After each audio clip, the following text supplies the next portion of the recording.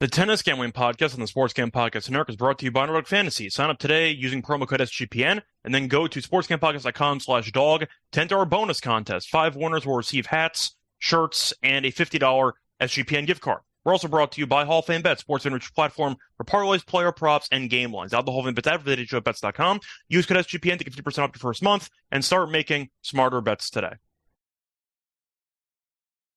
And welcome, everybody, to the Tennis Gambling Podcast here on the Sports Game Podcast Network. It's currently late Wednesday night, February 28th, roughly 11 p.m. Eastern Time. I'm your host, always, Scott Rachel, once again going solo for this pod. Should be a fun episode, bit of a shorter one. We only have 4 matches to preview. We are going to be talking about the quarterfinals in Dubai. So we're going to preview all 4 of those matches individually. Then I'll get into the lock and dog picks at the end of the show.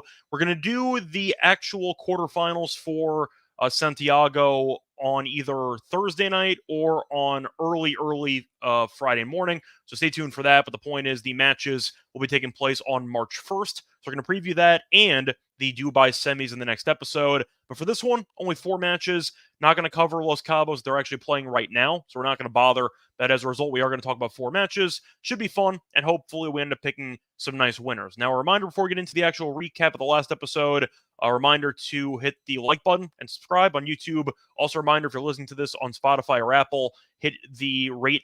You can hit the rate button and review the podcast to give us feedback if you like the show, and hopefully you do. Besides that, though, if you want to support the show, we have merch on the SGPN merch store where we have hats, we have mugs, etc. If you want to support the tennis show, so you know where to go if you do want to buy a shirt. Now, as for the lock and dog picks from the last episode, overall, we had a very good episode. Starting off with the lock, ended up winning. We had Dimmenauer and Daniel under 20.5 games at -110.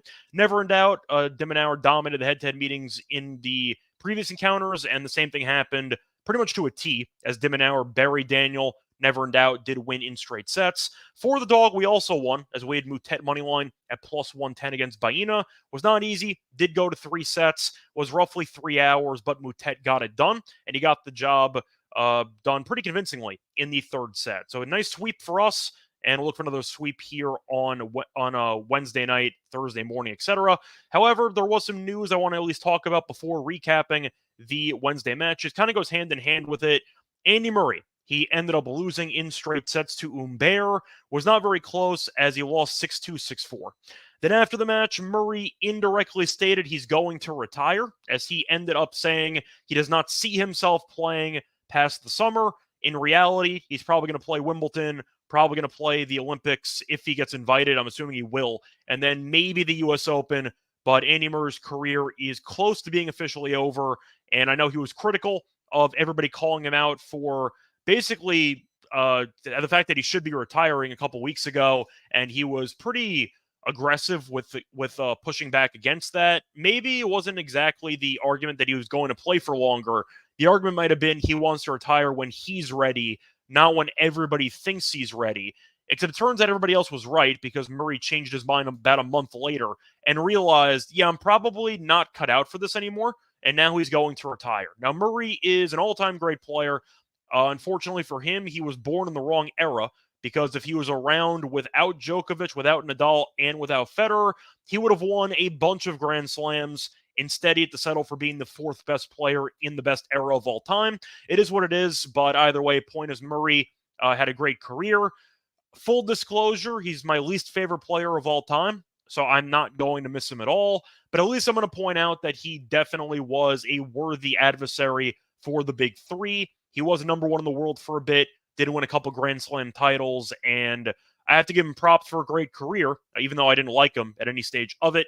Point is, though, Murray ended up deciding, after losing to Humbert, you know what, I've been embarrassing myself out here for a year and change. It might be time to move on with my life. I'm sure he'll still be involved in tennis, maybe solely for the UK for broadcasts. Maybe he'll be involved, I don't want to say coaching, but I do think at some point Murray will be in, I don't know if he's going to be in a commentator booth. He's got a good personality off the court. So maybe you end up seeing him guest appear in a booth, kind of like what Kyrgios did in the Australian Open.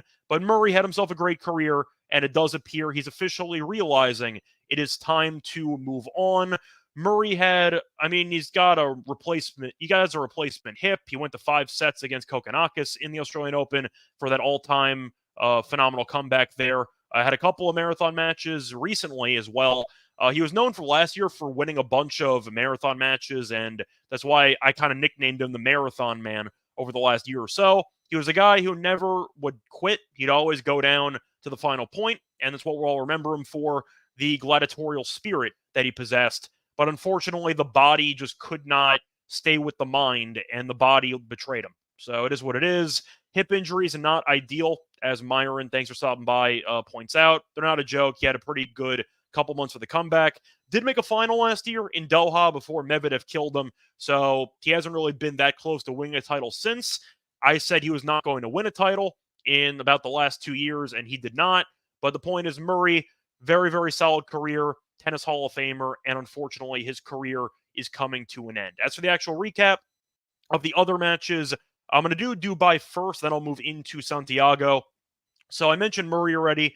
Going through the first match, we had Bublik beating Griekspoor.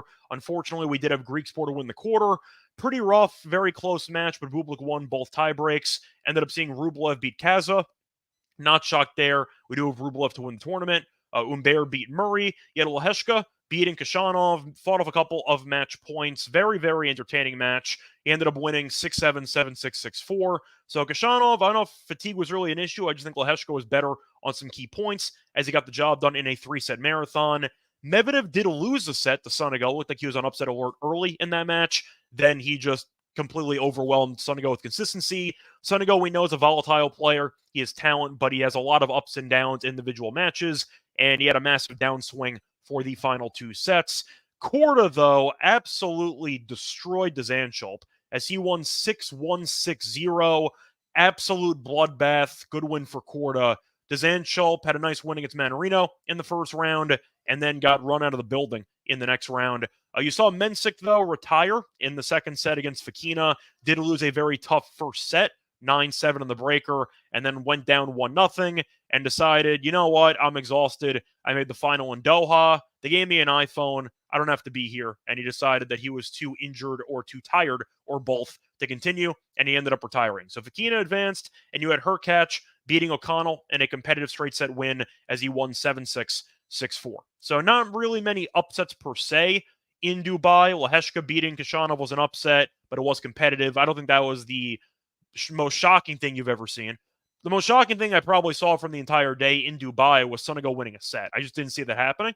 As for Santiago, though, you had a couple of competitive matches early and then pretty straightforward matches late. Martinez did beat Diaz Acosta as a bit of an upset there. Martinez, though, is a former champion. Moutet, our long shot guy, at 40-1, did win as he beat Tarante, who ended up beating Fonseca in the first round. Moutet did get the job done, so he is officially into the next round. Unfortunately, we did lose our, I'd say, middle long shot, as we ended up having Seaboth Wild, and he lost in straight sets to Fees. And Jari, a defending champion, did beat Coria in straight sets, 7-6, 6-2. And as for Los Cabos, matches are kind of in the middle. Tiafoe ended up losing in 3 to Kepfer. You saw Tsitsipas win in 2. Shelton is currently up a set and down a break in the second, so we'll see what happens there. Dimmenauer's been really good. Draper's been really good. And you've had a couple of upsets in that event already. Unfortunately, both of our outrights already went down as Fritz and Zverev both lost their first matches. So Los Cabos, no bueno. Not Los Cabos, sorry. I mean Acapulco, no bueno. So that did not work out. Hopefully the outrights do better in Dubai and in Santiago. But the point is, not really going to add anything else to Acapulco. It's been pretty surprising, some of the results, with Fritz and Zverev losing. And then you ended up having Tiafoe, who's had a really horrible year. Really, ever since he lost to Shelton in the U.S. Open, he's been a mess. And that was the case once again, as he struggled against Purcell in the first round, and then eventually got upset by Kepfer on Wednesday. Now, as for any other takeaways there, really not much else to add. The only thing I have to really mention, which I'm not sure if I should mention now or in the episode tomorrow, because it does involve Santiago, and we're not really covering any matches, but I think I'm going to do it now. I mentioned it last year, but I feel like I have to bring it back. The courts themselves, Santiago, easily, even though it's a 250, has the worst court quality of any tournament on the entire ATP Tour. And I got to bring it up. Now, last year, I mentioned how the bounces were terrible. I thought the linesmen were absolutely brutal in that tournament as well. This year, the amount of terrible bounces you've seen in Santiago are laughable. The amount of dead spots. Fonseca basically got injured in the first set because his foot kind of got stuck in the clay while he was trying to slide. It has been an absolute mess when it comes to the overall, I'd say, courts themselves, either the inconsistent bounces, which are kind of standard on clay, but there's been so many dead spots. Moutet won a break point against Baena because the ball died. Happened again a day later. I'm not even joking. I know that Santiago's an entertaining tournament to follow.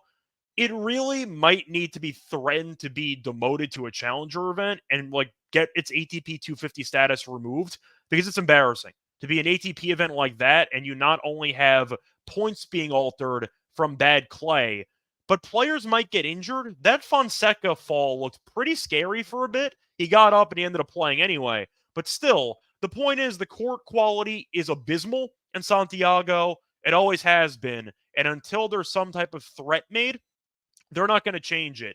It's an embarrassment to clay courts, and it needs to be addressed. So I want to mention that. That's my brief little tangent on Santiago.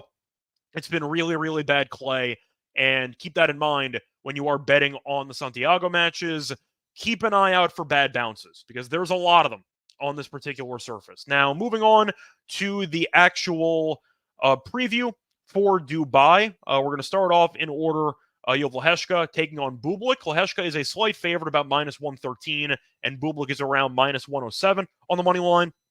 The over-under is between 22.5 games and 23. 23 is minus 118 on the over, and 22.5 is minus 135 on the over. If you want the game spread, you can find Bublik plus half a game at minus 114. Lehecka minus half a game is minus 106. If you don't want to go with the over for sets, you can find the over 2.5 sets at plus 125. Shop around though, you probably could find a plus 130 or so. If you want Bublik in straight sets, you can find that at plus 250. Lehecka in straight sets is plus 200. Now to go through the head-to-head meetings, I don't believe there are any between these two players, but it should be competitive with the actual style of play for both of them. They never faced off. To go through the path, though, you have seen Bublik look pretty vulnerable, but good enough in big spots. Did fall behind a set to Makic, and then ended up getting the job done in 3 with a final set breaker. Then won back-to-back breakers against Greekspor as he won in straight sets there. As for Lehecka, he had the upset win against Kashanov in 3 sets, and he also went to 3 sets against Fuchsovics in the first round. So both guys have been involved in a couple of marathons so far in Dubai, and I do think because of that, this total does feel a little bit low. I do like Lehecka early in this match, though. Bublik, despite winning that first set against Greekspor on Wednesday, has been really, really bad in the first set of matches. He seems to kind of thrive in the comeback role, and I do think Lehecka can get off to a good start in this matchup. But I do think you're looking at a spot where Lehecka should probably be the favorite. Would I pick him? Probably not. I think I am going to lean to Bublik. I just think based on the time on court disparity between Bublik yesterday and Lehecka, I do think Bublik might be able to outlast Lehecka if it does go a decent length. Bublik ended up beating Greekspor in 1 hour and 48. And I don't know if Lehecka's match officially reached 3 hours. I'm going to check. I think it was hovering around 3. But the point is, he was on the court for a long time in each of the first 2 rounds. And I do think that Bublik, based on the fact he's won a title already this year, the match for Lehecka was about 2 hours 53. So about 1 hour longer on court on Wednesday. I do think Bublik has a slight edge here, just based on trusting him a bit more in the big moments. Yes, he's a head case, but Lehecka can be too. I like the over, though, as my favorite play. Basically a pick'em line for the money line prices for Lehecka and for Bublik. So you're expecting a coin flip match, which could go 3 sets. Each guy's gone over this number in their matches in Dubai so far. Give me the over, 22.5 here at about minus 135. I don't mind the sets. I don't mind 23 flat, but I am going to go with 22.5. Bill said he's never heard of a dead spot on clay before. Look it up. Trust me, I know Tennis TV does a pretty good job of uploading highlights from the event.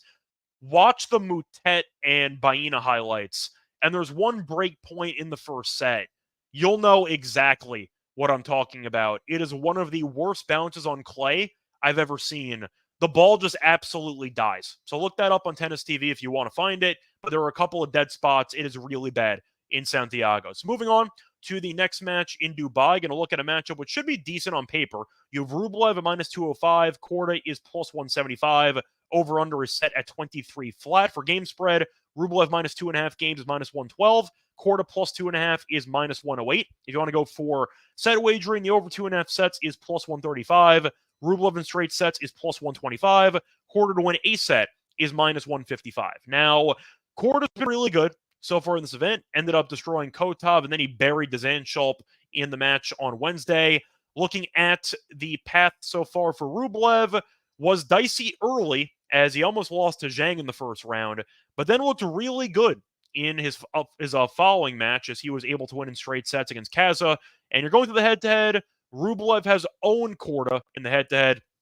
They faced off for 7 sets, including the Australian Open this year, and Rublev has never dropped a set. So I guess by default, looking at the head-to-head, Rublev in straight sets at plus 125 is kind of appealing automatically. You can argue also the theory that if a player has a perfect match, he's automatically going to regress. Korda played basically the perfect match against Dzanchulp. He only lost 1 game. I'm not a Dzanchulp guy, but winning 12 out of 13 games is wild. I think Korda is going to look a lot weaker in this matchup against a better opponent. Do I think he can keep it close? Sure. But I do think Rublev, based on the head-to-head advantage and winning the sets 7-0 head-to-head wise, I do think the value is on Rublev in straight sets at plus 125. He's the firepower. Korda maybe can once again make this match interesting, so maybe he'll snap that streak and win a set. But for the value alone, I do think there's some value on Rublev at plus 125 when he has owned Korda in every meeting they've ever had, even in the first meeting on hard court in the Australian Open this year. Now, moving on to the next matchup, you have Medvedev against Fokina. Medvedev is a pretty big favorite here, about minus 400, and you're looking at the line on Fokina, plus 320. Over-under in games is set at 20.5. If you want the set wagering, Medvedev in straight sets is around minus 140. Fokina to win a set is plus 110. Match to go to 3 sets is plus 190. Medvedev minus 4 games is basically the spread, and Fokina plus 4 is the spread the other way. Now, actually, yeah, you can find 4.5 at minus 104 for Medvedev, and plus 4.5 is minus 116 in favor of Fokina. To the head-to-head, Medvedev's up 3-0, but Fokina has been competitive in a couple of these matches. They faced off in Indian Wells last year. Medvedev did win 6-3, 7-5. Faced off in Rotterdam last year. Medvedev did win, but did lose the first set. So that ended up going 3, and they faced off on clay in 2021, and Medvedev did win that one in 3. Clay is Medvedev's worst surface. Yes, I know he won a Masters 1000 title there last year, but that was clay. I'm going to toss that out. That was also 3+ years ago. So for Rotterdam and for Indian Wells, it does tell me that Fokina can keep this match somewhat competitive. Am I picking him to win this match? No, absolutely not. I think Medvedev's going to win. He is the defending champion, and his game is translated well, but he did drop a set to Sun ago, so I do think Fokina can keep this interesting. The problem is Fokina's a head case, and we know his serving can be an issue with double faults. The unforced errors are going to be an issue, and Medvedev is so patient behind the baseline, he's going to test Fokina's mental toughness. Spoiler, he's not that tough mentally, so I think that Fokina's eventually going to blink on a couple of long rallies, couple of key points, and he might end up surrendering a break via double fault. But I think Medvedev's going to win, probably competitive. I kind of see a similar scoreline to Indian Wells. I see a straight sets win, but not exactly a straightforward one. I think you might see a 7-5, maybe a breaker in there, but I do think Medvedev's going to win in straight sets, so I am going to lean to the minus 140. Moving on to the last match, should be a very competitive match between Hurkacz and Humbert. Hurkacz is around minus 122 on the money line, and you have Humbert at plus 102. Shop around, though. You can find better prices. For the game spread, Hurkacz minus a half a game is minus 113. You can find Humbert plus half a game at minus 107. Over-under for games is 25.5. The over is minus 108. The under is minus 112. If you want to go for set wagering, the match to go to 3 sets is around plus 120, plus 125. Hurkacz to win in straight sets is plus 200, and Humbert to win in straight sets is plus 260. Now, as for the path of both players, Hurkacz has been fine, but vulnerable. He beat O'Connell in straight sets, did have a breaker in there, though. Should have lost to Struff in the first round, did end up winning in 3. Every set went to a breaker. You had no breaks in the entire match. Struff did have 2 match points in the tiebreak, and Hurkacz had a lucky net cord to stay alive and eventually won the match. But the point is, Hurkacz has been vulnerable recently, and I do think he is definitely susceptible to an upset here, especially since Humbert's been in good form. Avenged his loss against Monfils in Doha as he beat him in 3 sets, then beat Murray in straight sets on Wednesday. But they had faced off 4 times in the head-to-head. Hurkacz is 3-0, but they did face off in Marseille a couple weeks ago in February, and you might remember that Humbert did beat Hurkacz in straight sets. So the point is, Humbert is the most recent winner between these two, and he has looked, in my opinion, like the sharper player. And I do think that Hurkacz, despite being a great server, has been in a bunch of tie breaks, and I do think that Humbert is a lefty serve, and the overall just craftiness to his game, I think he might be a top 10 guy by the end of the year, so I do think he's pretty alive to win this. Hurkacz, I get why he's favored, but I do think the price should be closer to minus 110 apiece. I see a really close match. I am going to lean to Humbert on the money line at about plus 102. I found a plus 110, so I'll take that. I would lean to the over, but it's 25.5. I think I'd rather take the sets, probably at around plus 130, give or take. But simply put, give me the guy that beat this opponent in straight sets earlier this month, and he's getting plus money. That's a pretty good deal to me, so I am going to lean to Humbert because of it. That's going to wrap it up, though, for the actual preview of the quarterfinals in Dubai. Now it is time for the lock and dog picks for the quarters, but before we get into any of that, going to have a quick word from our sponsor. We're brought to you by Underdog Fantasy. Underdog Fantasy is the easiest place to play fantasy sports, and it's also the fastest growing fantasy app in the industry. They also have great pick'em games, so you can pick whether your favorite players will go higher or lower on stat totals in their upcoming games. You also can make a lot of money because you can win up to 100 times your money in a single night. Pick between 2 and 5 players to build a pick'em entry. Can also make rivals picks, which pits 2 players against each other. So you can choose, for example, in a basketball game, which player will have more points. You could also look at some tennis. They have some interesting options on the platform. They have aces. They have double faults. A lot of creative options to look into. But a reminder to sign up today with the promo code SGPN to get a first deposit doubled up to $100, as well as an instant pick'em special. Visit underdogfantasy.com. or find them in the App Store. And don't forget to register with the promo code SGPN to get your first deposit doubled up to $100 with an instant pick'em special. Must be 18 plus and present in state where Underdog Fantasy operates. Terms apply. Concerned with your play, call 1-800-522-4700 or visit www.ncpgambling.org. Also, a reminder that SGPN is teaming up with Underdog to give you even more of a bonus. Sign up between now and the end of the month, and 5 winners will receive an Underdog hat, Underdog shirt, and a $50 SGPN gift card. Sign up today using promo code SGPN and then go to sportsgamepodcast.com/dog to enter the contest for your chance to win. We're also brought to you by Hall of Fame Bets. Win bigger by betting smarter this NBA season with Hall of Fame Bets. Sports analytics platform for parlays, player props, and game lines. Research every NBA and soccer with historical stats and data. Enter any parlay idea into Hall of Fame Bets' Revolution and Prop Lines are told to get hit rates broken down by leg, as well as an expected probability for the entire parlay. Sort all players by hit rate for any bet to learn which players are hot and which picks have value. Stop betting in the dark and join over 30,000 users reaching with Hall of Fame Bets to craft more intelligent, data-driven parlays. Download the app or visit hofbets.com and use code SGPN to get 50% off your first month today. Start researching, start winning with Hall of Fame Bets. Welcome back, everyone, to the Tennis Gambling Podcast. Just finished previewing the quarterfinals in Dubai, those 4 matches taking place on Thursday morning. Now it is time for the lock and dog picks of the show. Starting off with the lock, I am going to go back to the first match between Bublik and Lehecka. I am going to go with the over 22.5 games at minus 135. Each of Lehecka's last 5 matches have gone over this number. He was in 2 marathons in Dubai already, so he's no stranger to marathons. I think this one has the script for another long one. 3 of Bublik's last 4 matches have gone over this number as well, including each of the first 2 matches in Dubai. Unlike Lehecka, he did not go to 3 sets in the last match, but he still ended up winning 7-6, 7-6 against Griekspoor. So he's been involved in some breakers, involved in some long sets, and the same can be said about Lehecka. I see a very long match. Both guys are good at serving. The courts in Dubai have played pretty quick, and I do think breaks might be few and far between.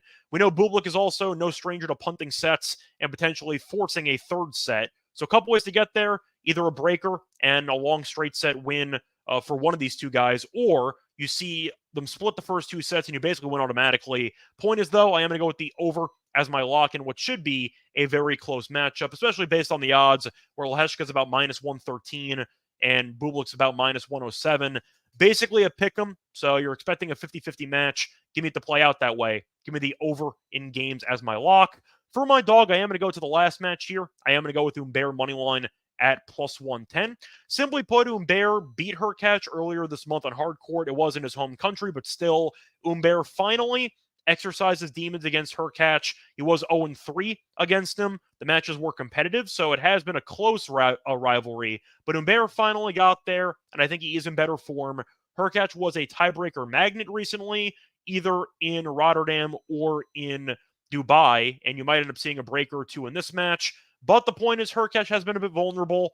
Ended up having to fight off a couple of match points against Struff, a couple break points as well. He's been good, not great. And Humbert, I just think, based on his current form, dating back for a couple of months, definitely has the game to beat Hurkacz. And I do think that with him beating Hurkacz earlier this month, intimidation won't be a factor. Humbert is going to be in there for the long haul. And I do think that eventually Hurkacz, if the first serve percentage does dip, I just have too many questions about his rallying game. I think the longer the rallies go, the more of an advantage Humbert has, and I do think that's going to pay off for him. So give me Humbert on the money line at plus 110 to repeat what he did en route to his Marseille title. So once again, my picks for the show, the lock is going to be on Bublik and Lehechka over 22.5 games at minus 135, and the dog will be on Humbert money line at plus 110. We're back once again for the Dubai semifinals and for the Santiago quarterfinals. Until then, though, find me on Twitter at Rice Show Radio. Find me on the NBA show. Find me on the WNBA show, the MLB show, the NFL show. Get the point. And until next time, good luck to all of you and all of your bets. Bye, everyone.